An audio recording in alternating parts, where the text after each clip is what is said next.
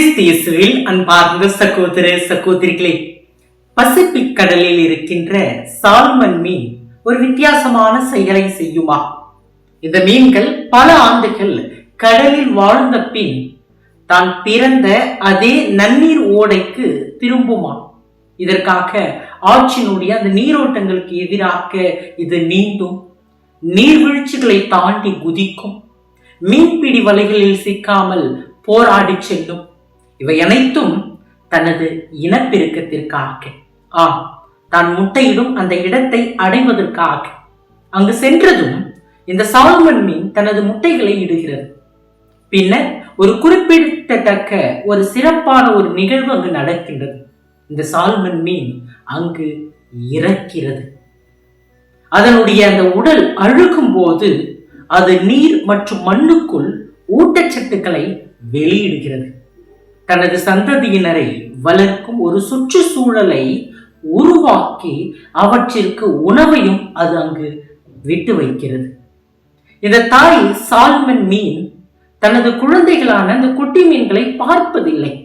ஆனால் அது வளர வாழ எல்லாவற்றையும் இது கொடுக்கிறது. தன் அடுத்த தலைமுறை வாழ்வதற்காக தன் உயிரையே இது தருகிறது.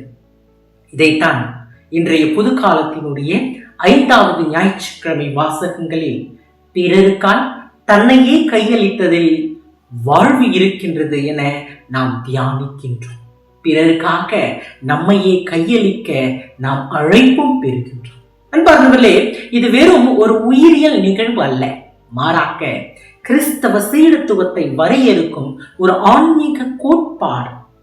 இதற்கு இறைமகன் இயேசுவே நமக்கு முன்னுதாரணமாக ஒரு சிறந்த எடுத்துக்காட்டாக இருக்கின்றார். அன்பார்ந்தவர்களே, நாமும் நமக்கு தரப்பட்டிருக்கின்ற கொடைகளும் திறன்களும் திறமைகளும் வாய்ப்புகளும் செல்வங்களும் நாம் ஒளிர்வதற்காக மட்டுமல்ல, மற்றவர்களையும் ஒளிர செய்வதற்காக, நம்மை காப்பாற்றிக் கொள்வதற்காக மட்டுமல்ல, நம்மால் பிறர் காப்பாற்றப்படுவதற்காக என்பதை அறிந்து கொள்ள இன்றைய நாளிலே நாம் ஒவ்வொருவருமே அழைப்பு பெறுகின்றோம். இன்றைய நற்செய்தி வாசகத்திலே பிறருக்காய் தன்னையே கையளித்தலை 2 உருவகங்கள் வழியாக இயேசு எடுத்துரைக்கின்றார். உப்பு மற்றும் ஒளி. இயேசு பேசும் இந்த 2 உருவகங்களிலும் பொதுவான குணமாக நாம் பார்ப்பது பிறர் வாழ்வுபட தன்னை இழத்தலாகும். இவ்விரண்டும் தன்னையே கையளித்தலின் 2 வகைகளை வெளிப்படுத்துகிறது. முதலாவதாக உப்பு. இது கண்ணுக்கு தெரியாத ஒரு கையளிப்பு. இன்றைய நற்செய்தியில் இயேசு, நீங்கள் மண்ணுலகிற்கு உப்பாயிருக்கிறீர்கள் என்கின்றார். உப்பு தனக்காக இல்லாமல் பிறருக்காக இருக்கிறது. அதிலும் சுவையூட்டுவதற்காகவும் பாதுகாக்கப்படுவதற்காகவும் அது இருக்கின்றது. உப்பு சுவையை கொடுக்க அது உணவிற்குள் மறைய வேண்டும். தனது அடையாளத்தை அப்படியே வைத்திருக்க நினைத்தால் வெளியே வீசப்பட்டு இந்த உப்பு மனிதரால் மிதிப்படும். மாறாக தன்னை உணவில் அது இழக்கின்ற பொழுது சுவையை கொடுக்கின்றது.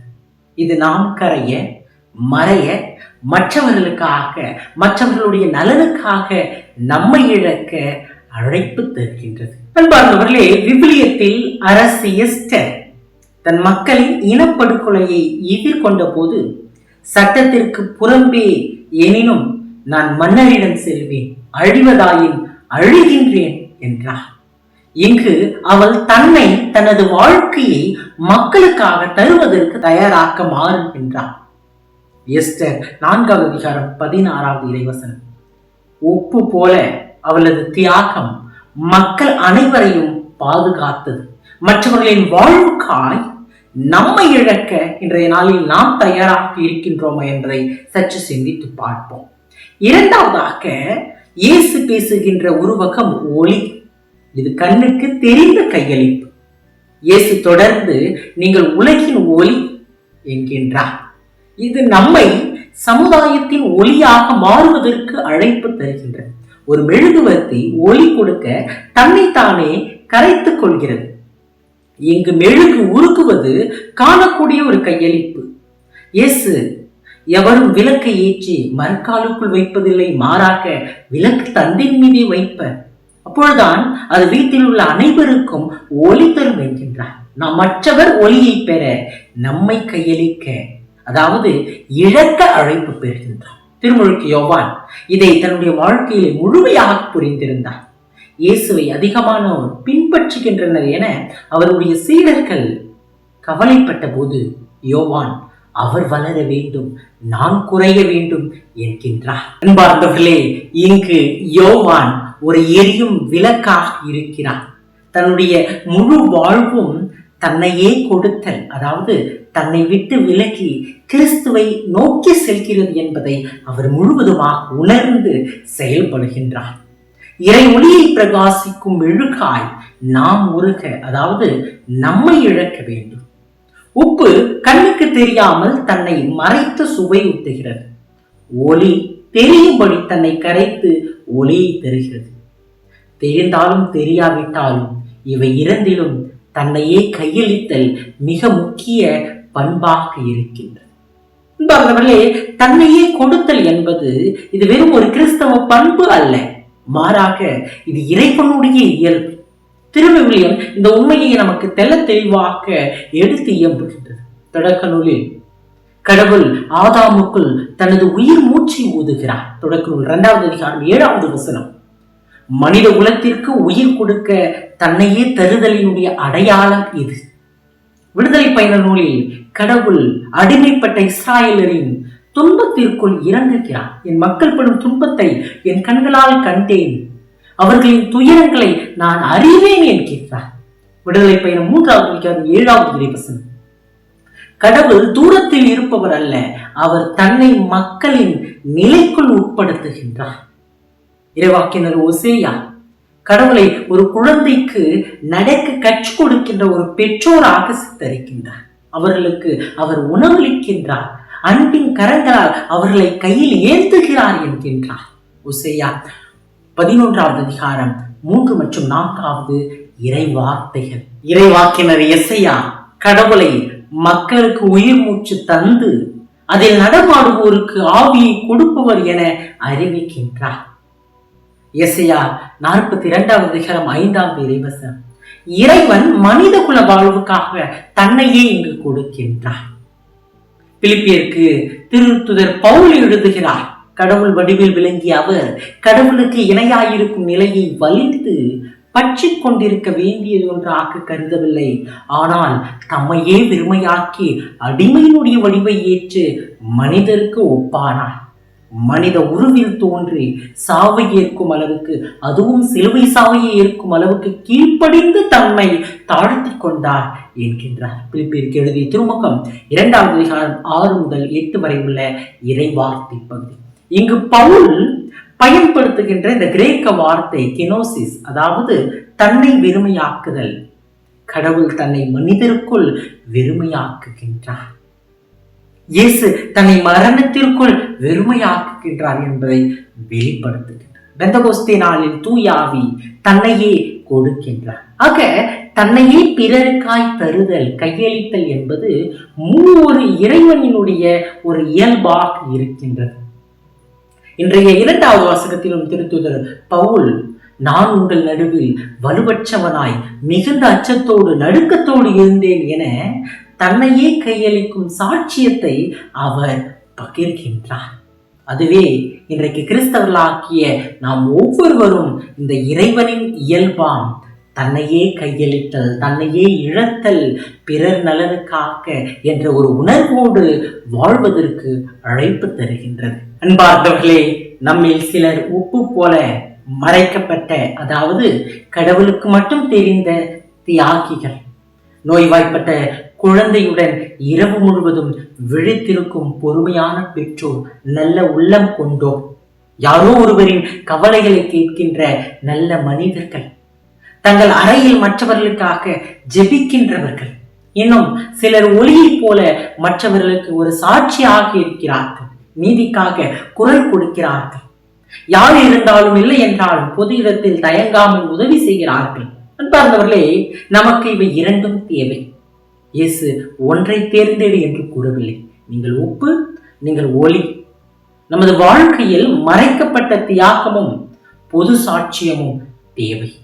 அதாவது கண்ணுக்கு தெரியாத சுவையூட்டுதலும் தெரிகின்ற ஒளிமயமாக்குதலும் தேவை. இன்றைய இறை வார்த்தை வழிபாடு நம்மை சாட்சியாக வாழவும் அழைப்பு தருகின்றது. தியாக உணர்வோடு வாழ்வதற்கும் அழைப்பு தருகின்றது.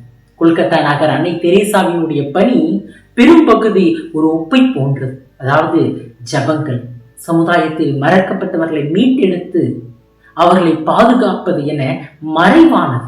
ஆனால் அவர் ஒரு ஒளியாகவும் திகழ்ந்தார். அவரது பணியே உலகளாவிய சாட்சியாகவும் மாறியது. அவரது வார்த்தைகள் பலரை அமைதியில் நிலவ செய்தன. அவரது வாழ்வு இருளை ஒளிர செய்தது. இதற்கு அன்னை தெரேசா தன்னை முழுவதுமாக இழக்க தயாரானார். தன்னுடைய சொந்த மகிமைக்காக அல்ல, ஆனால் ஏழைகளினுடைய முகத்தில் கிறிஸ்துவை காண்பதற்காக யாவற்றையும் அவர் செய்தார்.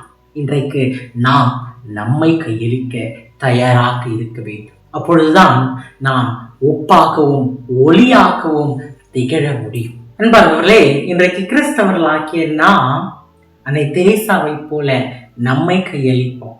இன்றைய முதல் வாசகத்தில் உன் ஒளி விடியல் போல் எழும், விரைவில் உனக்கு நலமான வாழ்வு துளிர்க்கும் என இறைவாக்கினர் எசையா நம்பிக்கையூட்டுகின்றார். ஒரு குழந்தையின் கல்விக்கு நிதியுதவி செய்ய, ஆதரவற்றோரை ஆதரிக்க, உங்களுடைய வளத்தை, உங்களுடைய கொடைகளை, திறமைகளை பகிர்ந்து கொள்ள, பிறருடன் நல்லிணக்கம் செய்து கொள்ள இயேசு என்று அழைக்கிறார். அவர் எல்லாவற்றையும் செய்யும்படி உங்களை கேட்கவில்லை, ஆனால் அவர் எதையாவது செய்யும்படி உங்களை கேட்கின்றார். அவர் கேட்பது எதுவாக இருந்தாலும் அதற்கு தன்னையே கையளித்தல் மிக அவசியமாக அமைகின்றது. உப்பு கரைந்து கொண்டிருக்கின்றது, மெழுகுவர்த்திகள் எரிந்து குறைகின்றன, ஒளி ஏதோ ஒன்று எரிக்கப்படுவதிலிருந்து தான் வருகின்றது. அன்பார்ந்தவர்களே, அந்த சால்மன் மீன் ஓடையில் இறக்கிறது. தன்னுடைய குட்டிகள் வளர வேண்டும் என்பதற்காக, உணவை பெற வேண்டும் என்பதற்காக நாம் பங்கேற்று கொண்டிருக்கின்ற இந்த திருப்பலியிலே அப்பம் உடைக்கப்படுகின்றது பகிர்வதற்காக, திராட்சை ரசம் ஊற்றப்படுகின்றது பகிர்வதற்காக. புனித வெளி இல்லாமல் உயிர்ப்பு ஞாயிறு இல்லை, சிலுவை இல்லாமல் உயிர்ப்பு இல்லை. தன்னையே கொடுப்பதில்தான் பிறர் நலன் உண்டு, பொது நலன் உண்டு. அக்கன்பார்ந்தவர்களே, இன்றைய ஞாயிற்றுக்கிழமையினுடைய இறை வார்த்தை வழிபாடு நமக்கு தருகின்ற இந்த உன்னதமான உருவகங்களை நாம் நம்முடைய வாழ்க்கையாக்கி நம்மையே பிறர் நலனுக்காய் கையளிக்கின்ற கிறிஸ்தவர்களாக மாறுவோம். இறைவன் ஒவ்வொருவரையும் ஆசீர்வதிப்பார்.